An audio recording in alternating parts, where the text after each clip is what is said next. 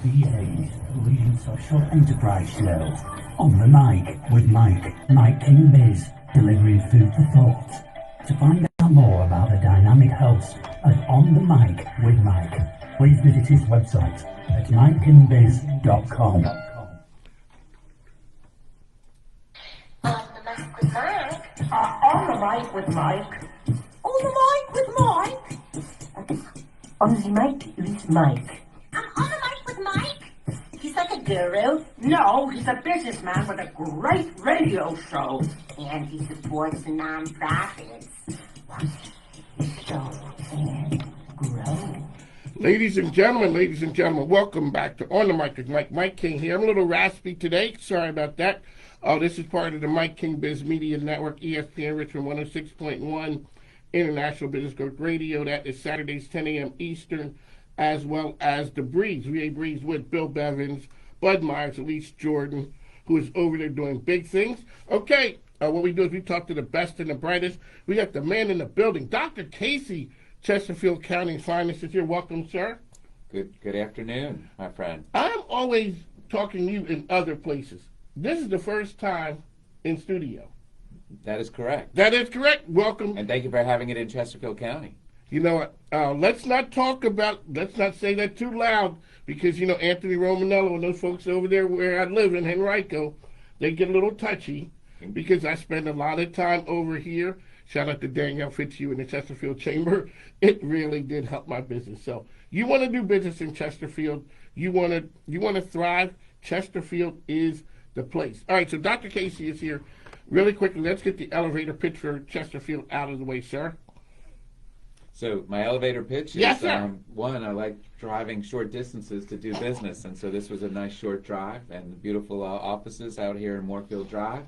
And, last night we had a full day between the state of the county and our end-of-the-year board meeting, and got a lot of good business done, good projects done on behalf of the citizens and businesses of Chesterfield. So it's a pleasure to be here today while everything's still in my short-term memory. That is true. Okay, so yesterday you do, and we like to shout out to your team. They give me talking points. But sometimes when I'm live in front of the mic, I got to hijack it. Yesterday you had the state of the county, and it was great. And before we had seen you up there telling the story, but this time you brought your team. That's right. And what we realized, I was going to focus on live, work, learn, play. We all say those 4 words. We all should live by those 4 words. We should hold people accountable to those 4 words, even your local government. And we quickly realized that, while I could say that, I wanted people to see and hear the ones that actually live that every day. So we had someone representing each of those 4 words before the people of Chesterfield County, before the Chesterfield Chamber and Chamber RVA. Okay, so let's go down the list. So we had JC, he was there talking about, the play part. We get that. Schools are very important. Garrett was there talking economic development. The hit for me was the lady with transportation, because you know what? That's one that really doesn't get a lot of, we don't understand why we were going down there, why this happens, and what's that going in the median? And she explained it to us. Okay, so that was an eye-opening moment. Yeah, and in fairness, the word "live" has 1,000 different definitions yes, it to does. it. So I could have had 1,000 people. We don't have 1,000 necessarily, but I could have had many people talk about each of those definitions. But if you think about a core part of living is how do you get from point A to point B, whether it's by bus, whether it's by car, whether it's by walking or bicycle. And so to have Chessa Walker, who's one of our newest department leaders and a very well-respected person amongst her profession, lead us on how that is working in Chesterfield County. Goes without saying, we are catching up from, possibly since the car's been invented on our road network. And we are also catching up with the realization that the state's finite funds get consumed more and more in just maintaining what we have, not necessarily constructing what we need. One of the things we always talk about here is people being able to speak English. And she was able to speak English to the point we could understand why this happens right there when we're getting off. If we make this adjustment, life becomes easier, and the residents don't even know what happened. The residents don't understand that what we did alleviated a problem. We just knew there was a problem, and one day we're riding along, and maybe we realized that didn't happen anymore. But you guys had the foresight of making that happen. Okay, yesterday, the state of the county. I always talk about that there's a win in January There's a win in March. There's a win in February. You know, but when you put them all together and you're able to tell the story, over really quickly, let's get an overall view of yesterday, what you talked about. Sure, and to your point is, you know, when we say a win for Chesterfield, it's a win for the people, whether they've been here multiple generations, whether they're just traveling through on 95. We want it to be a win for everybody. We want it to be a win for businesses. We want neighbors to help neighbors. So, you know, we are just the ultimate middleman that tries not to be the middleman. We want to connect people and parts together. So, you know, as part of yesterday, you know, you saw and heard is that we are trying to act as one team. You know, there aren't too many state of the counties where you actually have the chair of the school board sitting side by side with the county administrator and the director of transportation and our sports visitation and entertainment leaders to really talk as one team. And again, I could have had a whole host of other people, but those are 4 representative areas. I will say, though, it goes without saying, you know, that there's the secret sauce is everything else that's around those 4 words, and most notably is the word public safety. If you can't feel safe in your community, if you can't feel safe as a business, those 4 words cannot thrive. And I am so proud to be part of a team that has respected leaders who lead respected departments of the Sheriff's Office, Police Department, and Fire EMS. Their responsiveness and being proactive, if you will, of everyone they encounter to make their lives better than when they saw them is paramount to that word public safety and paramount to the quality of life that those 4 words that I mentioned before entail. A lot of times we're talking about money, and you made a point. This is our money, but we're stewards of this money because this is the money from the people of Chesterfield County. We're being good stewards of that. The other part that I liked yesterday, when the person stood up and talked about the school, the lady from the school board reaches out and says, hey, this person right here, this is the expert who can come here and explain exactly what the thought process was or can give you an update. That was a powerful moment. Yeah, I like to think that anybody who has a question, they deserve an answer. You know, sometimes that answer may be 2 parts. We can tell you something now and do a little more research and get back to you. But I pride myself in Chesterfield County. We pride ourselves on transparency. We know something, we will tell you the answer. If it's a simple question of 2 plus 2, you don't need to fill out a form to find out the answer is 4 from us. We are going to be there for you. Now, some things are new questions that we haven't thought about before. But that's called an idea. And if we don't get good ideas from our people and our businesses, we are not going to evolve with them. One of the things, Chesterfield, a great place to, you know, work, do business, live. And now we've talked about the play part. And you kind of put in the expert guy. I mean, if there's a person, JC, I told him when he was here a couple weeks ago, if there ever was a position that was tailor-made for you, it's that. So we're talking about the play part of Chesterfield. I'd said when folks were here before, I'd never been over to the fields before, and when I went there, I'm like, whoa, that place was amazing. A bunch of people may not know it's there, so you guys are going all out to let people know about the good part about play in Chesterfield. And play, again, I think that's an element that's come more and more to quality of life. You know, to be honest with you, a few years ago, we said live, work, learn, you know, or just live and work.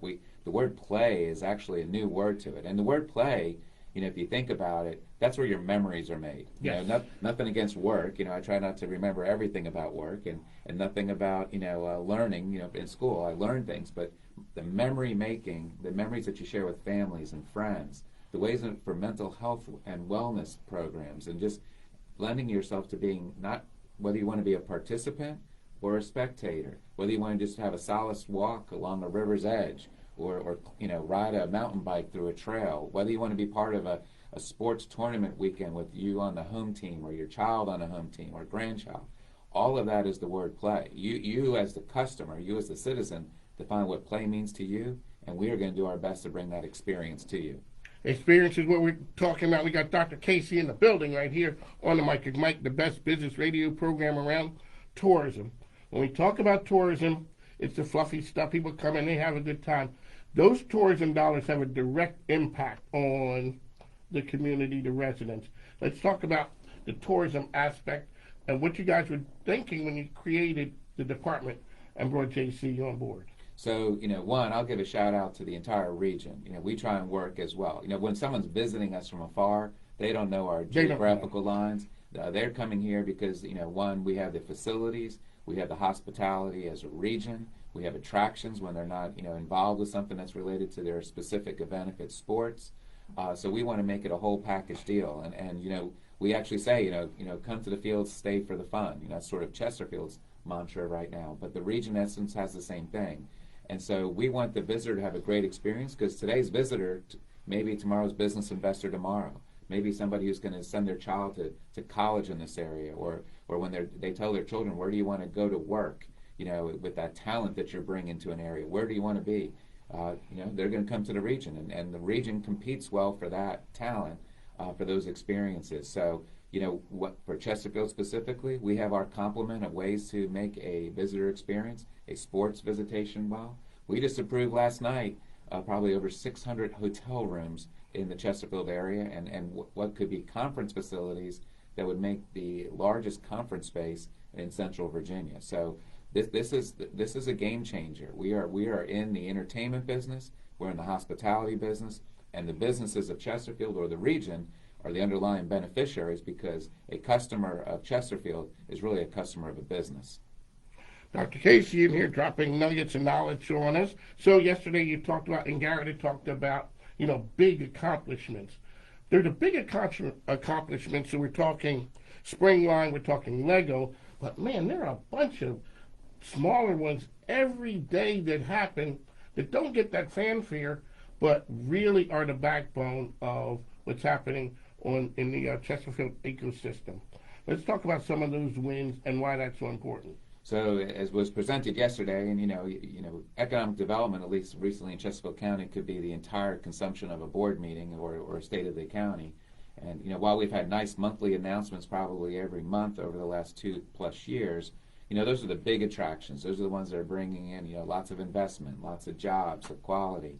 But the notable statistic, there were 1,000 new businesses registered in Chesterfield County over the last year. If you just think about that, every day 3 new businesses are starting in Chesterfield.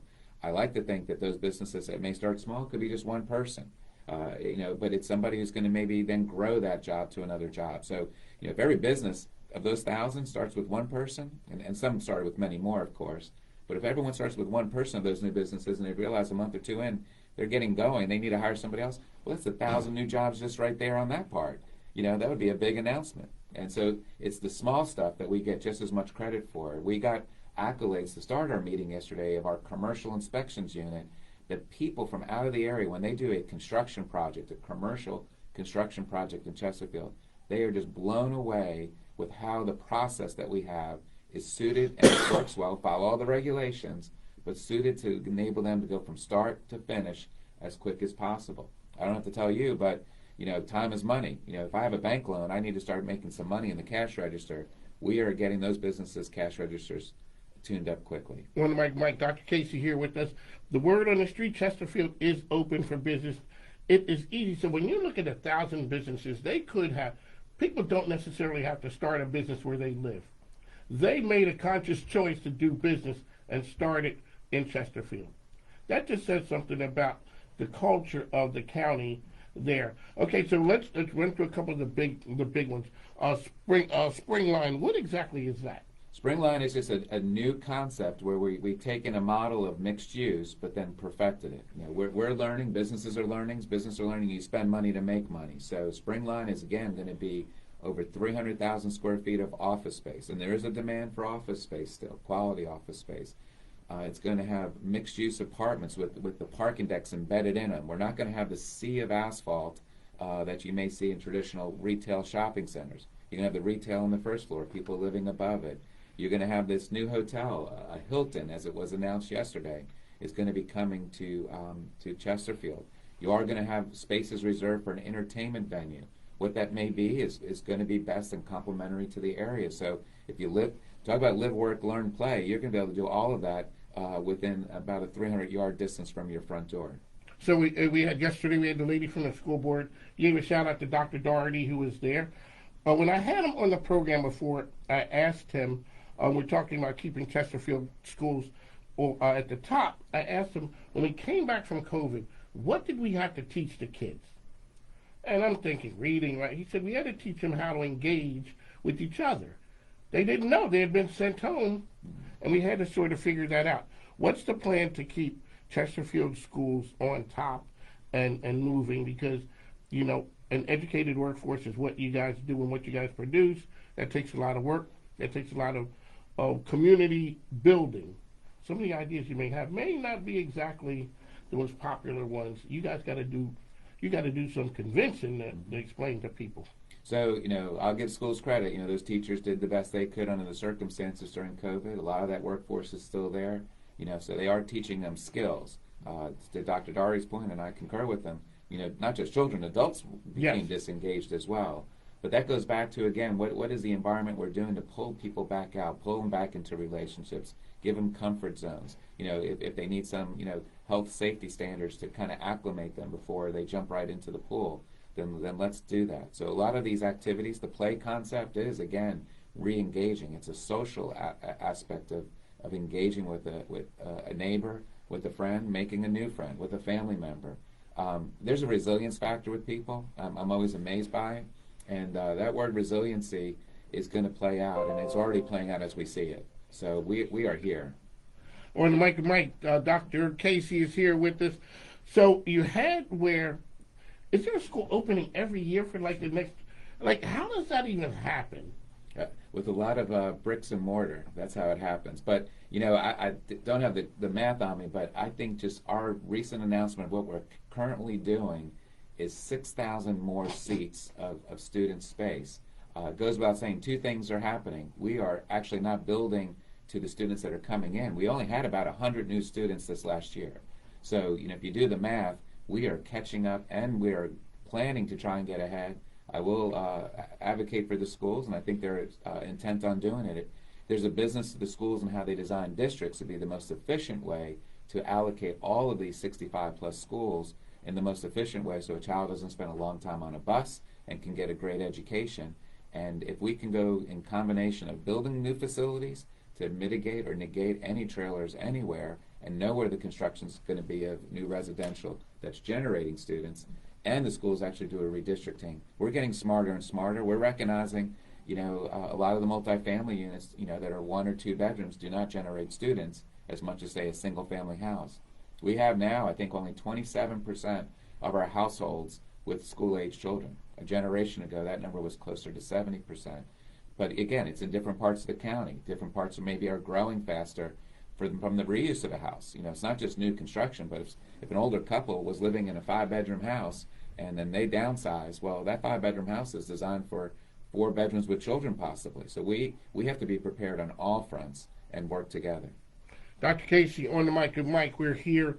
Some of the time with the vision that you guys have, it takes some convincing. So when you're ready to build new schools, you had to go out and convince the people this is what we need to do. Everyone's not on board. And I remember when we talked to Chris Winslow a while back, talked about whether it's economic development, somebody has to be out there pitching that idea that maybe years down the road. How do you have that conversation with people? Well, what we do today doesn't impact us, like you had said. It may impact somebody 50 years from now. And that's it. It's 2 things. One is you have to be honest in what you say. So we can't be salesmen necessarily. You know, we have to say, here's what we know. Here are the facts. Here's what we don't know. But we're going to make educated guesses. What are your thoughts as a citizen? You tell us, you know, ideas and thoughts and variables, and I learn just as much from that. So if there's something they can tell us that we can stick into our equations, if-then type statements, if that makes sense, then we will lay that out there. So every action we do has a then factor to it. You know, if I do X, what happens? And so all we can do is model out and then make our best guesses going forward. And be honest, if we didn't guess correctly, how quickly can we adjust and fix it? That's part of the resiliency factor as well. What's in the crystal ball for 2024 for Chesterfield County? We're, you know, a lot of these announcements that you've heard about, they take a little time to come to fruition. So we're going to be working hard to, you know, what we say in words, you start seeing and feeling. So you'll see the new schools open up. You'll see a new library open up. These park fields will open up. I mean, I'm just as excited of the spectrum of the diversity that we have. You know, I never would have envisioned that we're going to have the world-class cricket field of Virginia. Cricket in Chesterfield. Are you good? Are you? Cricket, I'm going to learn how to play We're it. going to learn how to play. I'm gonna learn how Mike to King, play it. Dr. Casey. There's no foul balls in cricket. That's what I and like you know, about it it. just seems kind of cool. That's the thing, but it shows that you're being receptive to the idea that a bunch of different people from a bunch of different backgrounds are coming, and that's what makes the county great. I met 10 different citizens from 10 different countries who all played cricket in their homeland, and they had almost a tear in their eye saying, you know what, thank you for respecting what I love for my home country. And there's nothing better than hearing that, and they want to espouse what they're doing and share it and generate a whole new generation of cricket players, whether to be going back to play, whether you want to play it, but you can also be a spectator, and that also counts in the play factor to socialize. There you go, Dr. Casey, world famous Chesterfield County. I said to you, when you guys hit the deal with Lego, it's like the whole country, the whole world is saying, Chesterfield? Where's Chesterfield? But then you keep backing it up with big announcements, and in between the big announcements, 1,000 new businesses open up. Somebody had a dream somewhere. They wanted to make it come true. They came to Chesterfield. And the only thing I'll add to the even Lego, even though the building's just starting its construction, they loved what they saw so far, and they actually opened up an assembly facility. They're not producing the Lego bricks themselves, but they're in the packaging business. So basically, at least in this area, many of the Lego products that you may be buying for a present for somebody will be made or at least assembled in Chesterfield County. One of the things before we get out is the factor of them really jumping in and helping the nonprofit community. Lego really has come on board. And they're not done. I mean, for what they're doing without even breaking ground on their manufacturing facility, they're carrying attention to the region and listening to various nonprofits and needs of a community. They want to be a player, and they will be further in the future. We're working with them right now on tree replantings. They have the extra care and attention. I think it's close to 1,400 trees that they are positioning somewhere else in the county because it represented the types of trees they cut down from their site. No regulations said they had to do that. They did that because of their own goodwill. Good corporate citizens. Yes, sir. It pays off. Dr. Casey, here we'd like to thank you for coming on the program. The man's busy. He has stuff to do. He can't hang out with me all day. But the state of the county is strong. Work, live, play, learn. We still can do some learning. Yeah. Lifelong learning. Lifelong learning. That's